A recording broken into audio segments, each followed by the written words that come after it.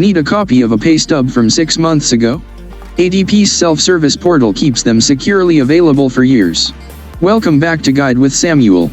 Employees and administrators can find them in the Pay or My Money section. Use the filters to select the year and pay period.